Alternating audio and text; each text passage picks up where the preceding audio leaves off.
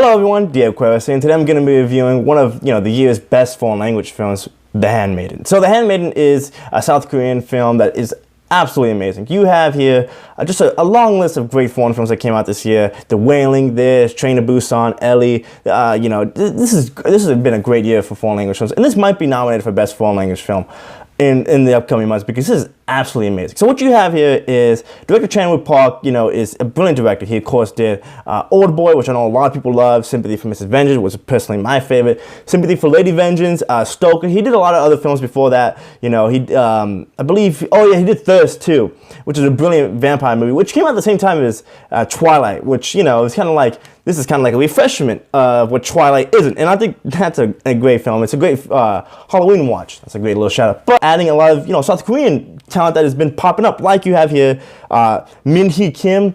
Again, sorry if I'm pronouncing that wrong, but no, she was in No Tears for the Dead, which is another South Korean action film, which is amazing. She is brilliant here. She plays the witch Heiress in this film, who is going to be inherited of this, this big ass mansion that she lives in. Her father's about to croak it, and then you also have Jung-woo Hall, who is again a great action actor too. He was in the Berlin File, the Yellow Sea, which is an amazing film.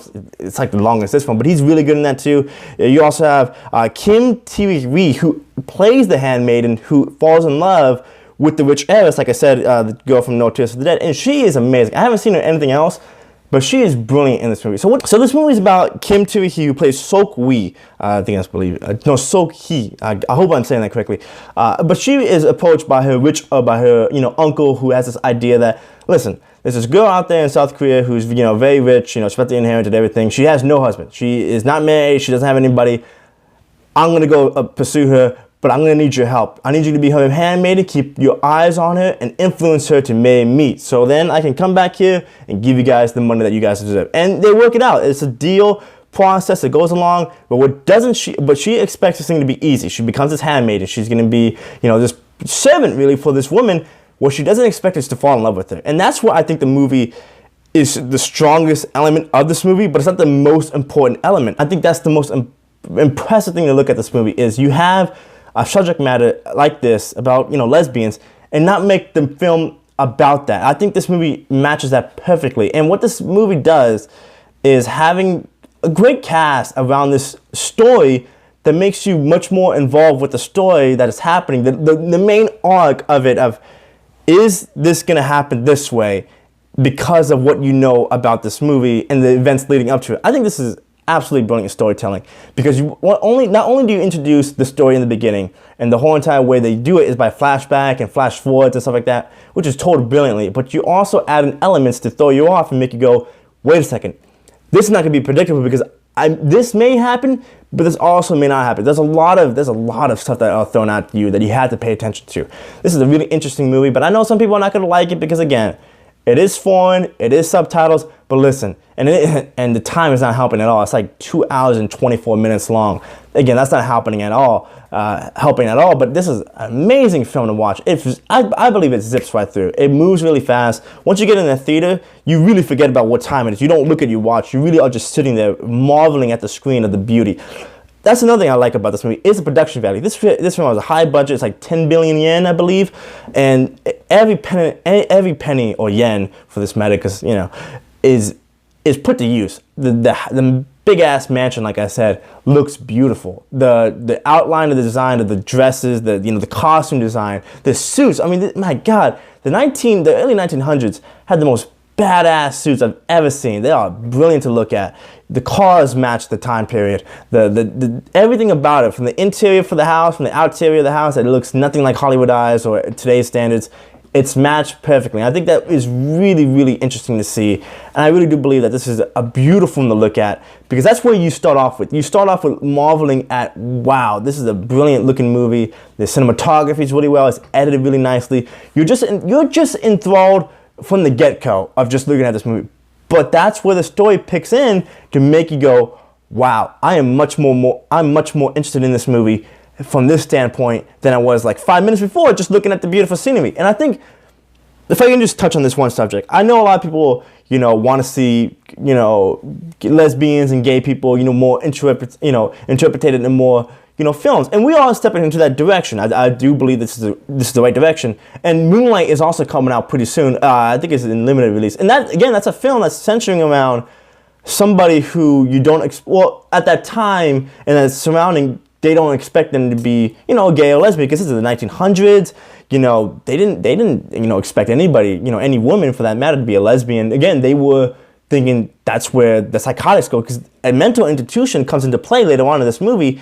And I think this movie does that perfectly of setting it up, of not making you believe that, okay, this is just a lesbian movie, like Blue is a Woman's Color or, Bound. Actually, what? This is very much so I like a real love letter to Bound, because this is absolutely like the Wachowski sisters Bound, where you have two female characters who are just put into the situation, who just happen to love each other. And I think is absolutely what you have here, is just an effed up situation where two women just meet each other and they just fall in love. And again, Moonlight is different from that, because you have Moonlight where that's a story centered around a gay character, where this, you are introduced that she's a gay character with the help of the story. The story does not matter if she's gay or not. Well, a little bit, but a difference rate. It doesn't matter per se. I mean, seriously, it doesn't really help or destroy the film for that matter. I think it blends in perfectly.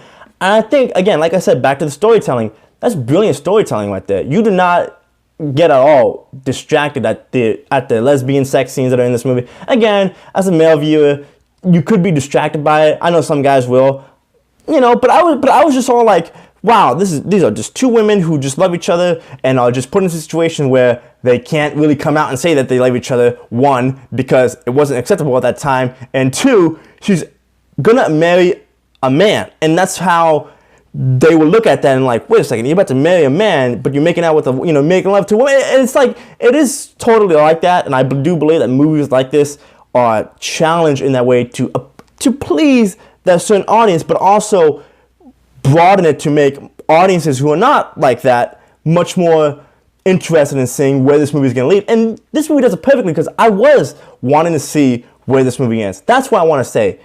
Everything in this movie leading up to the ending, leading up to the end of the movie, I was invested all the way through. And I think anybody will. I don't think anything about this movie is a put off for anybody. Sure, the subtitles, sure, the gay content, sure, the time length. But mostly though, if you're a film fan, and if you love Chan-Wook Park, this is a brilliant movie. This is one of his best movies that he's ever done.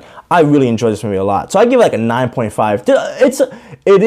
It does turn into Oldboy at the end, where I thought, okay, you're turning into a torture film, which, you've done that before in the past, but, you did so well doing this type of style. I thought you were past that. But mostly though, listen, this movie is near perfect all the way through. This movie will definitely be nominated for Best Foreign Language Film, which I hope it does, but I also hope that not only him get nominated for Best Director, but I also like to see him and his writing partner. I'm looking at the writing people right now. Seo-Kyung Chung. I really hope they get Best Adapted Screenplay, because again, this was based on a novel by Seo Waters. Actually, Seo Waters this is like an English novel, but they adapted it to South Korean, which I'm pretty sure they just were all like, wow, we have this great story. I like the story. I just want to tell it in my native country, and that's perfectly fine. You can do that, and you should be gifted to that, because you should get a Best Adapted Screenplay no matter how you change the screenplay, no matter how significant the time was to make this film. I really do think this is a very important film to watch coming awards season, if it gets the nominations. And if it doesn't, who cares? You're still gonna have a great film to watch. Thank you guys so much for watching. My name is Heiress. Have a great day. Please check out The Handmaiden. It's one of the best films of the year. It's definitely gonna make my top 10. And talk to you guys soon. Click like button, subscribe, leave a comment down below. I'll see you guys back soon. And just have a great day, everybody. See you. Goodbye.